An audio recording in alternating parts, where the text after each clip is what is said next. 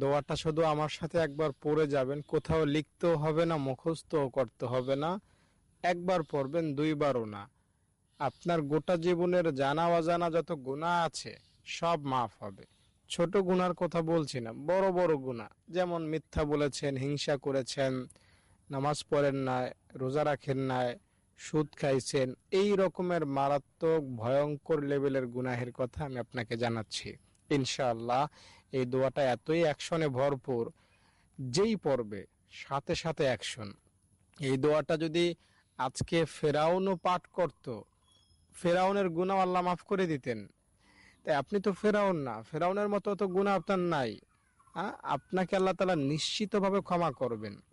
দোয়াটা পড়লেন মানে নিষ্পাপ হয়ে গেলেন, বাবু একদম মায়ের পেট থেকে বের হয়েছেন ওই রকম হয়ে যাবেন। হাদিস শরীফে এসেছে, নবীজি বলেছেন 5 বার যদি কেউ